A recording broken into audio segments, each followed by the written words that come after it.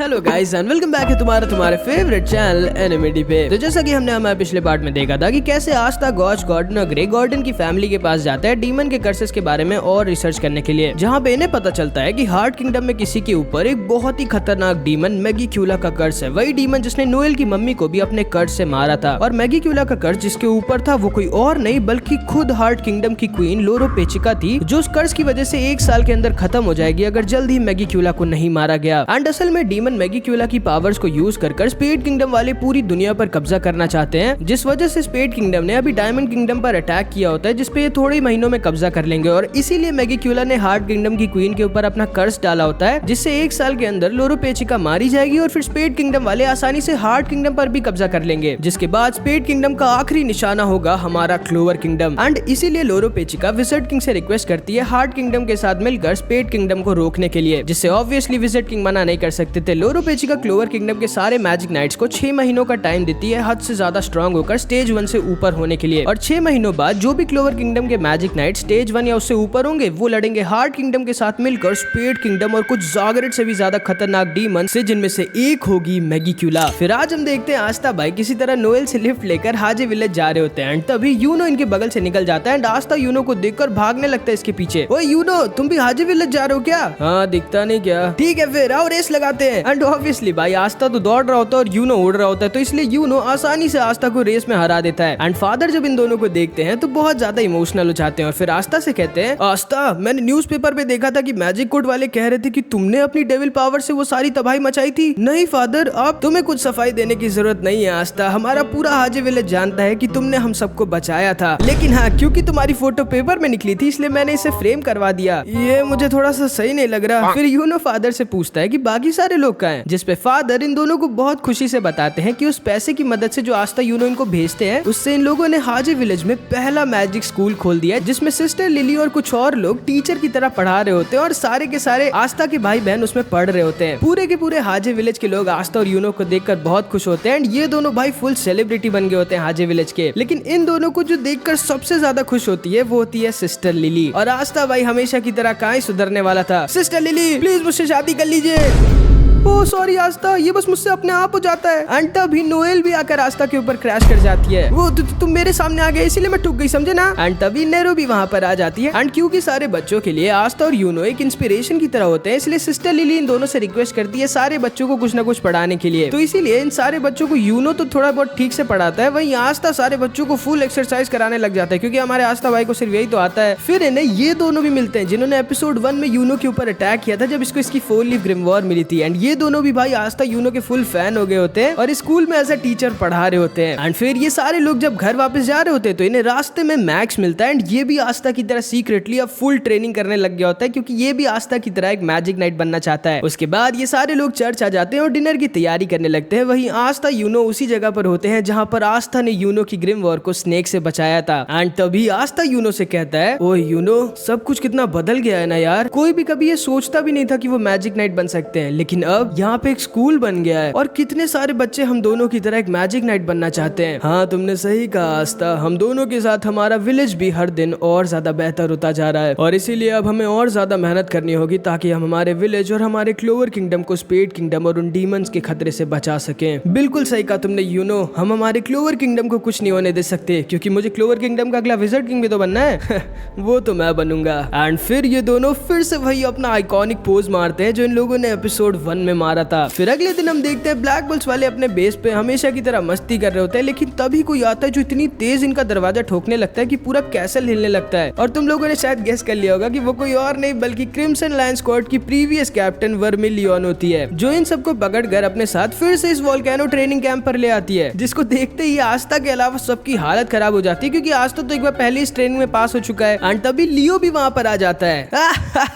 और मेरे राइवल नाश्ता, कैसे हो तुम? अरे लियो, तुम मुझसे लंबे कैसे हो गए? पता नहीं, तुम शायद छोटे हो गए हो। हाँ, मैं भले ही तुमसे छोटा हूँ लेकिन मैं अभी भी तुमसे ज्यादा स्ट्रांग हूँ और मैं तुमसे पहले इस वोल्केनो पे चढ़ूंगा। एंड आस्था फिर फुल स्पीड में वोल्केनो की टॉप पर जाने लगता है, लेकिन तभी वर्मिलियन इसे पकड़ लेती है और इससे कहती है, इस बार तुम लोग वोल्केनो के टॉप पर नहीं बल्कि इस वोल्केनो के अंदर जाओगे। जिसको सुन के ये सारे के सारे लोग बहुत डर जाते हैं। याद है ना तुम लोगों को, इस बार हमारी लड़ाई हमारे पिछले दुश्मनों से भी बहुत ज्यादा स्ट्रांग लोगों से है, इसीलिए इस बार तुम लोगों की ट्रेनिंग भी और ज्यादा हार्ड होगी। और हाँ याद रखना, अगर अगर एक सेकंड के लिए भी वहाँ नीचे तुम्हारी माना स्किन गायब हुई तो तुम लोग वहीं पर जल कर राख हो जाओगे। जिसको सुन के ये सारे के सारे लोग बहुत डर जाते हैं, लेकिन ये बेचारे कुछ कर तो सकते नहीं थे, इसलिए तैयार हो जाते हैं सबके सब अपनी माना स्किन के साथ इस मैजिक वोल्केनो के अंदर जाने के लिए। एंड इस बार क्योंकि आस्था भी अपने मैजिक को थोड़ा बहुत कंट्रोल कर सकता था, इसलिए ये भी अपने आप को पूरा एंटी मैजिक में घेर लेता है। एंड फिर ये सारे इस वोल्केनो के अंदर जाने लगते हैं। एंड चार्मी वहां से भाग रही होती है, लेकिन तभी वर्मिलियन इससे कहती है शायद तुम्हें पता नहीं है, लेकिन उस वोल्केनो के अंदर कुछ ऐसे जानवर हैं जो इतने ज्यादा टेस्टी हैं कि मैं बता नहीं सकती। एंड इस बात को सुनते ही भाई चार्मी डायरेक्ट इस वोल्केनो के अंदर घुस जाती है बिना अपनी जान की कुछ परवाह किए। एंड इधर हम इन दोनों को देखते हैं जो हमेशा की तरह एक दूसरे से कंपटीशन कर रहे होते हैं और सबसे आगे होते हैं, लेकिन तभी नोएल अपने वाटर वैल्करी आर्मर शूज का यूज करती है और इन लोगों से भी आगे निकल जाती है। एंड इधर मैग्मा लग बेचारे एक शॉर्टकट के चक्कर में बहुत ही गलत जगह फंस गए होते हैं। लेकिन तभी इधर हम देखते हैं जब चार्मी वोल्केनो मैजिक फिशेस पकड़ने की ट्राई कर रही होती है, तभी इसके जाल में कोई बहुत ही ज्यादा बड़ी सी चीज फंस जाती है जो इन दोनों को अपने साथ पानी के अंदर खींचने लगती है। लेकिन तभी वो तो को सही टाइम पर मैग्मा लग वहां पर आ जाते हैं और इन दोनों को देखते ही वो चीज वहां से भाग जाती है। और वो बड़ी सी चीज असल में एक बहुत ही ज्यादा खतरनाक मैजिक स्पाइडर होता है जो इधर नोएल के सामने भी आ जाता है और उस पर अटैक कर देता है। लेकिन तभी आस्था और लियो वहां पर आ जाते हैं और नोएल को बचा लेते हैं। लियो स्पाइडर के ऊपर अपना फायर ब्लास्ट अटैक यूज कर देता है जिससे मॉन्स्टर वहां से भाग जाता है। एंड ये स्पाइडर बहुत ज्यादा स्ट्रॉन्ग होता है लेकिन दिमाग वाला भी होता है, ये 2 से ज्यादा लोगों से एक साथ लड़ता ही नहीं। एंड तभी इनके पास कैप्टन फुगीलियन और वर्मिलियन आ जाते हैं। एंड वर्मिलियन इन सबसे कहती है शायद अब तुम लोग समझ गए होगे कि हम लोग तुम्हें यहाँ क्यों लाए हैं। नहीं मैं नहीं समझा। हाँ तुम तो नहीं समझे होगे क्योंकि उसके लिए थोड़ा दिमाग चाहिए। खैर मैं तुम लोगों को यहाँ इस मैजिक स्पाइडर को खत्म करने के लिए लाई हूँ जो पता नहीं यहाँ पर कहाँ से आ गया है और इस वोल्केनो के अंदर के सारे क्रीचर्स को मार रहा है। लेकिन फिर तो ये हमें आपको पहले ही बता देना चाहिए था। नहीं बेवकूफ, लड़ाई में तुम्हें कभी पता नहीं होता कि तुम्हारे सामने कैसा खतरा कहाँ से आ जाए, इसीलिए तुम्हें हमेशा तैयार रहना चाहिए। और अब उस स्पाइडर को देखने के बाद मैं समझ गई हूँ कि वो स्पाइडर कोई नॉर्मल स्पाइडर नहीं बल्कि एक डंजन का प्रोटेक्टर है जो कि यहीं कहीं आसपास ही होगा। एंड तभी फुगीलियन अपने सैलमेंडर का यूज करता है और इस डंजन को ढूंढ लेता है जिसकी प्रोटेक्शन वो मॉन्स्टर स्पाइडर कर रहा होता है। फिर ये सारे थोड़ा बहुत रेस्ट करने के बाद एक ग्रुप बनाकर इस डंजन के अंदर घुस जाते हैं स्पाइडर मॉन्स्टर को मारकर डंजन के अंदर के ट्रेजर और बहुत सारे रेयर आइटम्स को लेने के लिए। इन लोगों के सामने 3 रास्ते आते हैं जिसमें ये लोग 2-2 का ग्रुप बनाकर साथ में घुसते हैं। लक मैग्मा एक साथ, लियो रैंडल एक साथ और आस्था नोएल एक साथ। लेकिन लक मैग्मा और आस्था नोएल गलत गेट में घुस गए होते हैं जहाँ पे ढेर सारे ट्रैप्स होते हैं। चारों किसी तरह इन ट्रैप्स से अपनी जान बचा रहे होते हैं। वहीं ये दोनों इस डंजन के एकदम सही रास्ते में घुस गए होते हैं और इस ट्रेजर रूम के पास आ जाते हैं। लेकिन तभी इनके ऊपर ये मॉन्स्टर स्पाइडर और ढेर सारे रॉक गोलम्स अटैक कर देते हैं। एंड ये दोनों साथ में मिलके कई मॉन्स्टर गोलम को हरा भी देते हैं। लेकिन क्योंकि ये इतने सारे होते हैं ऊपर से स्पाइडर भी इन लोगों के ऊपर अटैक कर रहा होता है, इसलिए इन्हें बहुत ज्यादा दिक्कत हो रही होती है। एंड तभी ये स्पाइडर रैंडल को बहुत ज्यादा इंजर्ड कर देता है। लियो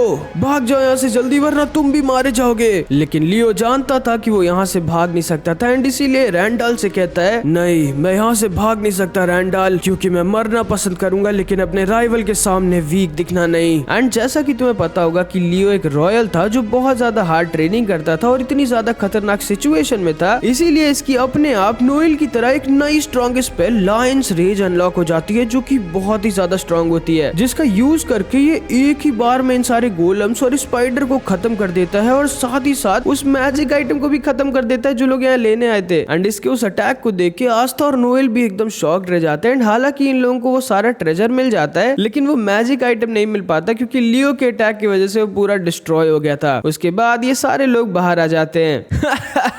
पास्ता, मेरा अटैक देखा था ना तुमने? मेरे नए अटैक से मैं तुम्हें फ्राइड पास्ता बना सकता हूँ। क्या बोला तुमने? और मेरा नाम आस्था है। एंड फिर ये सारे उस हॉट स्प्रिंग का मजा लेते हैं और अपनी ट्रेनिंग पूरी करके वापस अपने बेस पे लौट आते हैं। और जैसा कि तुम्हें याद होगा इन लोगों के पास सिर्फ 6 महीने होते हैं बहुत ज्यादा स्ट्रांग होने के लिए और स्टेज 1 से ऊपर होने के लिए। एंड इसीलिए ये सारे के सारे बहुत ज्यादा हार्ड ट्रेनिंग कर रहे होते हैं। नोएल रोज ब्लैक ओशियन पे जाके ओशियन के किनारे बहुत ज्यादा हार्ड ट्रेनिंग करती थी और कई बार ओशियन के अंडर वाटर क्रिएचर से भी लड़ती थी। गॉर्डन भी रोज पॉइजन फॉरेस्ट जाके बहुत डेंजरस और हार्ड ट्रेनिंग कर रहा होता है। चार में पता नहीं क्या सोच के रॉयल कैपिटल के हेड शेफ के अंडर खाना बनाने की ट्रेनिंग करने लग गई होती है और पता नहीं ऐसे कौन खाना बनाने की ट्रेनिंग करता है। एंड एक बार ये ऐसा खाना बना देती है भाई जो जिंदा हो जाता है, जिसको किसी तरह ये सारे लोग फिर मिलके खाते हैं। वेनेसा वापस से इसके घर विच फॉरेस्ट आ गई होती है क्वीन के अंदर ट्रेनिंग करने के लिए। एंड क्वीन इसे ट्रेनिंग देने के लिए मान भी जाती है क्योंकि ये भी स्पेड किंगडम में मैगी क्यूला के खतरे के बारे में जानती थी। जोरा भी वापस अपने अपने विलेज लौट जाता है और रास्तों में गुंडों से लड़ लड़ के ट्रेनिंग कर रहा होता है। लक मैगमा हमेशा की तरह एक दूसरे से लड़ लड़ कर स्ट्रॉन्ग हो रहे होते हैं और ग्रे गॉर्डन एक साथ ट्रेनिंग कर रहे होते हैं। एंड सिर्फ ब्लैक बुल्स के मेंबर ही नहीं, सारी की सारी मैजिक नाइट स्क्वाड के मेंबर्स फुल ट्रेनिंग कर रहे होते हैं स्टेज 1 या उससे ऊपर होने के लिए। एंड यूनो भी धड़ाधड़ मिशन पे मिशन कर रहा होता है और आसानी से सारे मिशंस को पार कर रहा होता है। एंड अब इसकी गोल्डन डॉन स्क्वाड के सारे ही मेंबर्स, यहाँ तक कि एल्केडोर भी यूनो की स्ट्रेंथ की रिस्पेक्ट करने लग गए होते हैं। एंड कोई भी इसे अब अपने से नीचे नहीं समझता। मतलब एक तरह से समझ लो जितने भी मैजिक नाइट्स थे वो धीरे धीरे सही लेकिन दिन पर दिन और ज्यादा स्ट्रांग होते जा रहे थे। एंड पूरा का पूरा क्लोवर किंगडम जो एल्स के अटैक की वजह से तबाह हो गया था वो धीरे धीरे रिबिल्ड हो रहा था। लेकिन क्योंकि क्लोवर किंगडम बहुत ज्यादा बड़ा था और लोग और पैसे काफी कम, इसलिए काम बहुत धीरे धीरे हो रहा था। और जो बहुत दूर के छोटे छोटे टाउन्स या विलेजेस थे जहाँ पे बहुत कम लोग रहते हैं या फिर वो लोग रहते हैं जिनके पास बिल्कुल ना के बराबर मैजिक होता है, वहां तक की अभी मरम्मत शुरू ही नहीं हुई होती और उन तक कोई मदद भी नहीं पहुंची होती क्योंकि इतने लोग और पैसे ही नहीं थे। और जैसा कि तुम्हें याद होगा कि उन एल्स के अटैक में कई लोगों ने अपने घर और अपने परिवार को खोया था, इसलिए वो बहुत ज्यादा दुखी और गुस्सा थे और उनका क्लोवर किंगडम के मैजिक नाइट्स के ऊपर से भरोसा ही उठ गया था। और उन सब लोगों में से एक थी डाजू, जो अपने हस्बैंड और मम्मी के साथ यूलू टाउन में रहती थी और इसके पास ना के बराबर मैजिक होता है और बस दूसरों के मैजिक को ये एक साथ कंबाइन कर सकती है, यही इसका मैजिक था। एंड ये किसी तरह बहुत ज्यादा हार्ड वर्क कर अपना गुजारा करी होती है। लेकिन फिर उन एल्स के अटैक के टाइम पर इसका घर इसके हस्बैंड और इसकी मम्मी के ऊपर गिर गया था। लेकिन क्योंकि इसके पास जरा सा भी मैजिक नहीं था, इसलिए ये उन दोनों को बचा नहीं पाती और वो दोनों इसके सामने खत्म हो जाते हैं। डाजू की सिर्फ एक दोस्त बचती है जिसका नाम होता है बेका, जो कि एक डॉक्टर होती है एंड इसके पास भी बिल्कुल मैजिक नहीं होता। एंड उसी दिन डाजू का पूरा टाउन तबाह हो जाता है और बहुत सारे लोग मारे जाते हैं। अगले दिन मैजिक कोर्ट वाले झूठी खबर छाप देते हैं कि आस्था, एक मैजिकलेस कॉमनर ने एक डीमन की पावर को यूज कर इतनी ज्यादा तबाही मचाई थी। लेकिन फिर विज़र्ड किंग की वजह से, क्योंकि बेगुनाह आस्था को कोई सजा नहीं मिलती, इसलिए ये लोग और ज्यादा फिर दुखी हो जाते हैं। और इनकी तरह एक और आदमी था जिसका नाम था काबवे, जो मैजिक पार्लियामेंट में काम करता था, जिसने अपनी मम्मी को साय ऑफ द डार्क सिन के अटैक में खोया था। एंड ये भी बहुत ज्यादा दुखी और गुस्सा हो जाता है डामानीटो पे, क्योंकि इसने विज़र्ड किंग के कहने पर आस्था को 6 महीनों का टाइम और दे दिया था और इसीलिए ये मैजिक पार्लियामेंट को छोड़ देता है। एंड डाजू और बेका के साथ मिलकर एक ग्रुप बना लेता है जिसका नाम होता है द डेमन किलर्स। और इनके ग्रुप को तुरंत ही बहुत सारे लोग ज्वाइन भी कर लेते हैं क्योंकि ये सब के सब बहुत ज्यादा दुखी और गुस्सा थे सारे मैजिक नाइट्स के ऊपर और सबसे ज्यादा आस्था के ऊपर, जो खुलेआम अभी घूम रहा होता है, क्योंकि इन लोगों को तो असली सच पता नहीं होता। डेमन किलर्स ग्रुप का एक ही मिशन था, आस्था और उन सारे लोगों को जिनके पास डेमन की पावर से उन्हें मारना और क्लोवर किंगडम के लोगों को इंसाफ दिलाना, क्योंकि इन्हें तो असली सच्चाई पता नहीं थी कि आस्था ने पूरे क्लोवर किंगडम को अपनी डेमन की पावर्स को यूज कर बचाया था। ये डीमन किलर ग्रुप सबसे पहले मैरी को किडनैप कर लेते हैं, क्योंकि जैसा कि तुम्हें याद होगा कि ये भी उस दिन अपने भाई गॉज के साथ एक एल्फ बन गई थी और बहुत ज्यादा तबाही मचाई थी और बहुत लोगों को मारा था। एंड ये लोग ये भी जानते थे कि मैरी आस्था के लिए बहुत ज्यादा जरूरी है, क्योंकि आस्था ने इसको उस दिन अपनी जान को खतरे में डालकर मैजिक कोर्ट में सबके सामने बचाया था। और ये लोग ये जानते थे कि मैरी का यूज कर ये लोग आस्था को ब्लैकमेल कर पाएंगे। फिर ये सारे चुपचाप इधर ब्लैक बुल्स के बेस पे आ जाते हैं जहाँ पे आस्था अकेले अपनी ट्रेनिंग कर रहा होता है। लेकिन तभी बेका इसके पास बेहोश होने का नाटक करती है और जैसे ही आस्था और नेरो इसके पास आते हैं, ये एक अजीब से बहुत स्ट्रॉन्ग स्लीपिंग बॉम्ब का यूज कर देती है, जिससे आस्था और नेरो वहीं पर बेहोश होने लगते हैं। अरे वाह, लगता है आज हमारी किस्मत बहुत अच्छी है, हमने एक साथ दो डीमंस को पकड़ लिया। एंड स्लीपिंग पोशन की वजह से ये लोग हिल भी नहीं पा रहे होते। लेकिन तभी आस्था ने जो ये ट्रैकिंग ब्रेसलेट पहना था उसे नेरो अपने मैजिक से निकाल कर चुपके से अपने पास रख लेती है। एंड तभी ये लोग आस्था और नेरो को लेके वहाँ से भागने लगते हैं। लेकिन तभी नोएल वहाँ पर अपनी ट्रेनिंग पूरी कर वापस आ जाती है और इन लोगों को देख लेती है। एंड ये तुरंत ही इन लोगों के ऊपर अटैक कर देती है, जिससे आस्था तो इनके चंगुल से बच जाता है, लेकिन नेरो अभी भी इनके पास होती है। उस डीमन को अभी के लिए छोड़ दो, हमें उस लड़की के आने से पहले यहाँ से निकलना होगा। एंड तभी काबवे अपना ट्रांसपेरेंट मैजिक यूज करता है एंड इसके पास भी ऑस्कर की तरह ट्रांसपेरेंट मैजिक होता है, जिससे अपने साथियों और नेरो के साथ गायब हो जाता है। और फिर ये लोग नेरो को लेकर अपने सीक्रेट बेस पे लौट जाते हैं। एंड इधर हम देखते हैं ये लोग आस्था को डॉक्टर ओमेन के पास लेकर आ जाते हैं, जो इन सबको बताते हैं कि आस्था के ऊपर किसी पॉइजन का नहीं बल्कि एक बहुत ही स्ट्रॉन्ग साइंटिफिक स्लीपिंग पोशन का यूज हुआ था, जिससे आस्था थोड़े दिनों में होश में आ जाएगा। एंड यामी सर भाई बहुत ज्यादा गुस्से में होते हैं क्योंकि कुछ लोग उनके बेस से उनके स्क्वाड मेंबर को किडनैप कर ले गए। एंड इधर हम देखते हैं जैसे ही गॉज को पता चलता है कि मैरी को कुछ लोग किडनैप करके ले गए, ये पागल हो जाता है। इसे लगता है कि फिर से डामानीटो ने मैरी को किडनैप किया होगा, तो ये तुरंत ही फिनरल के साथ डामानीटो के पास आ जाता है। लेकिन डामानीटो इससे कहता है, तुम्हारी हिम्मत कैसे हुई मेरे ऊपर एक मैजिक कोर्ट के जज के ऊपर झूठा इल्जाम लगाने की। एंड तभी डामानीटो इसके ऊपर अपनी मैजिक स्पेल यूज कर देता है। लेकिन गॉज क्योंकि पहले से इसके मैजिक स्पेल के बारे में जानता था, तो इसने पहले ही अपना एक मिरर डबल बना दिया था। एंड ये डामानीटो को दोनों तरफ से घेर लेता है। तुम्हारी ये वीक स्पेल मेरे ऊपर अब किसी काम कि नहीं ये डामानीटो?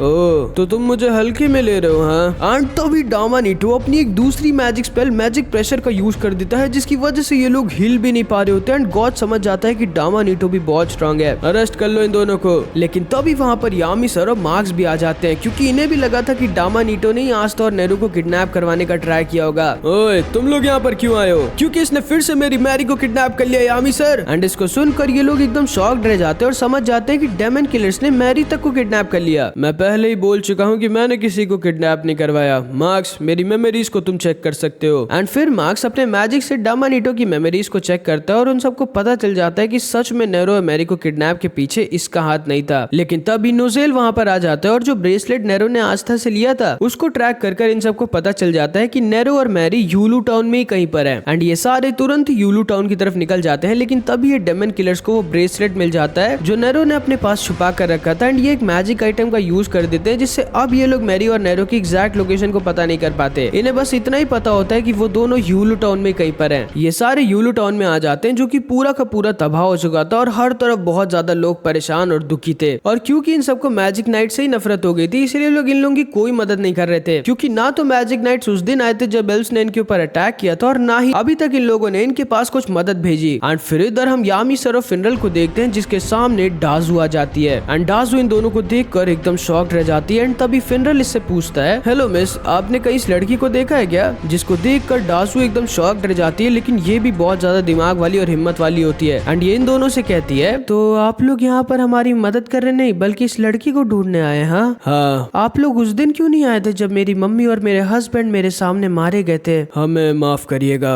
मैं आप लोगों को कभी माफ नहीं कर सकती। एंड फिर डाजू ये कह के वहाँ से एकदम डरी हुई चली जाती है और इन डीमन किलर्स को पता चल जाता है कि मैजिक नाइट्स यहाँ आ चुके हैं। मैरी, मैरी, कहाँ हो मेरी प्रिंसेस? ओह, क्या मैं सच में तुम्हारी प्रिंसेस हूँ? नहीं, कौन हो तुम? मेरा नाम ही है मैगी, तुम ही तो बुला रहे हो मुझे। मैं मैगी नहीं, मैरी बोल रहा हूँ। एंड फिर ये सारे के सारे एक साथ फिर से मिलते हैं और इन्हें डीमन किलर्स के बारे में कुछ भी नहीं पता चला होता। लेकिन तभी नोजेल बोलता है, यामी, हमें वापस से हमारे ब्रेसलेट का सिग्नल मिल रहा है। एंड ये लोग तुरंत ही उस ब्रेसलेट का पीछा करने लगते हैं। लेकिन डेमन किलर्स वाले ने चालाकी से इस ब्रेसलेट को एक कौवे को पहना दिया था, जिससे ये लोग वहाँ से बहुत दूर आ जाते हैं। एंड ये लोग समझ जाते हैं कि डेमन किलर्स वाले बहुत तेज हैं। फिर इधर हम काव्य और इन लोगों को देखते हैं। मेरे हिसाब से हमें इन दोनों को अभी मार देना चाहिए। नहीं, हमें इनका यूज करना होगा असली डीमन आस्था को पकड़ने के लिए। और फिर अगले दिन हम देखते हैं आस्था फाइनली होश में आ जाता है और विज़र्ड किंग और ये सारे लोग एक मीटिंग कर रहे होते हैं, क्योंकि इन लोगों को हार्ट टाउन में एक नोटिस दिखी थी डेमन किलर्स की तरफ से, जिसमें लिखा था कि ठीक दोपहर 12 बजे कल डेमन किलर्स वाले 2 डीमन बच्चों को एग्जीक्यूट करेंगे, मतलब खत्म करेंगे, जो कोई और नहीं बल्कि नेरो और मैरी थे। और डीमन किलर्स के पास एक ऐसा मैजिक चेन था जिसकी वजह से नेरो अपने मैजिक तक को यूज नहीं कर पा रही थी, और एक बैरियर मैजिक भी था जिसपे अगर एक भी मैजिक अटैक लगा तो बहुत बड़ा ब्लास्ट हो जाएगा और जितने भी लोग उसके आसपास होंगे वो सब के सब खत्म हो जाएंगे। इसीलिए इन सारे लोगों को बहुत सोच समझकर प्लानिंग करना होगा। अगले दिन हार्ट टाउन में हम देखते हैं बहुत सारे लोग वहाँ पर आए होते हैं नेरो और मैरी के एग्जीक्यूशन को देखने के लिए, क्योंकि इन सब के अंदर बहुत ज्यादा गुस्सा भरा होता है। एंड सिर्फ ये लोग ही नहीं, पूरी की पूरी Black Bull squad, Nozel, Fuegoleon, Jack, Charlotte, Yuno की स्क्वाड, यहाँ तक कि डामानीटो भी वहीं पर था। एंड ये लोग ये जानते थे कि ये लोग डेमन किलर ग्रुप के ऊपर डायरेक्ट अटैक नहीं कर सकते, वरना वो बैरियर जो उनके पास होगा वो फट जाएगा, जिसकी वजह से सारे लोग जितने आसपास है वो मारे जाएंगे। एंड उस बैरियर को पहले किसी तरह आस्था को खत्म करना होगा अपने एंटी मैजिक से। एंड ये सारे के सारे लोग नजर लगाए बैठे होते हैं और इंतजार कर रहे होते हैं डेमन किलर ग्रुप के बाहर आने का। एंड तभी दोपहर के 12 बज जाते हैं and demon killer group Nero और मैरी के साथ सबके सामने आ जाते हैं। ध्यान से देखिए आप लोग, ये दोनों भी शामिल थे उस डीमन आस्था के साथ हम लोगों के ऊपर इतनी तबाही और दुख लाने में। इनकी वजह से हमने हमारे अपने लोगों को खोया था। लेकिन आप लोग चिंता मत करिए, हम डीमन किलर्स आप लोगों से वादा करते हैं कि हम उस डीमन आस्था को आप सबके सामने खत्म करेंगे, वो भी आज ही। जिसको सुनकर ये सारे के सारे लोग एकदम शॉक्ड रह जाते हैं। ध्यान से सुनो डीमन आस्था,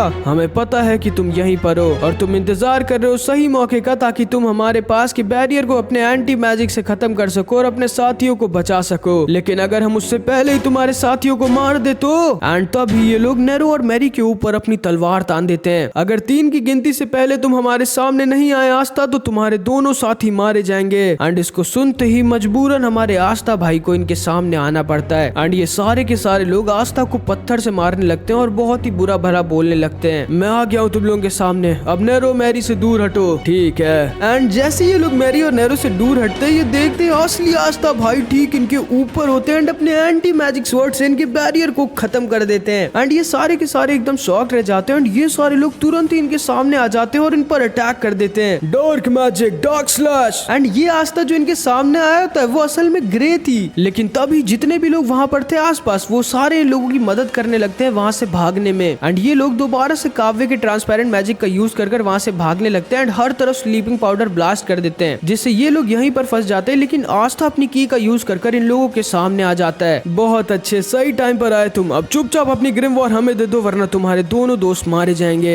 एंड अब बेचारा आस्था तो कुछ कर सकता नहीं था तो ये अपनी ग्रिम वॉर को इन्हें दे देता है और ये लोग आस्था को भी वो मैजिक चेंज पहना देते हैं और ये लड़की आस्था के ऊपर बहुत ज्यादा खतरनाक ब्लेड मैजिक अटैक से अटैक कर देती है। लेकिन तभी यूनो वहाँ पर आ जाता है और आस्था को बचा लेता है एंड इस सही मौके का फायदा उठाकर आस्था किसी तरह मैरी को इन लोगों से छुड़ा लेता है। अरे नहीं, हमें यहाँ से निकलना होगा जल्दी, और वैसे भी अब इसकी ग्रिम वॉर हमारे पास है। एंड तभी इन डेमन किलर्स में से एक फिर से अपने उसी बैरियर मैजिक का यूज कर देता है और बैका अपने स्मोक बॉम्ब का, जिसकी मदद से ये लोग नेरू और आस्था की ग्रिम वॉर को लेकर वहाँ से निकल जाते हैं। अरे नहीं आस्था, अब तुम क्या करोगे? तुम्हारे पास तो तुम्हारी एंटी मैजिक भी नहीं है। अब चिंता मत करिए, आस्था का असली मैजिक उसका एंटी मैजिक नहीं था। क्या मतलब है तुम्हारा? सही कहा तुमने यूनो, मेरा असली मैजिक है कभी ना गिव अप करना। एंड अब क्या होगा भाई, आस्था के पास उसकी ग्रिम वॉर नहीं है और इन लोगों को कुछ नहीं पता चल सकता कि कहाँ पे डीमन किलर्स हैं और नेरू को लेकर कहाँ गए हैं। तो अब आखिर कैसे आस्था बचाएगा नेरू को बिना उसकी ग्रिम वॉर के, वो हम अगले पार्ट में देखेंगे जो कि बहुत ही जल्दी आ जाएगा। तो थोड़ा सा वेट कर लेना। और हाँ, अगला पार्ट भाई बहुत ज्यादा मस्त होगा तो उसे बिल्कुल मिस मत करना और कमेंट्स में जरूर बताना कि तुमको ये वीडियो कैसी लगी। मिलते हैं अगली वीडियो में, तब तक के लिए अपना ख्याल रखना। Bye bye.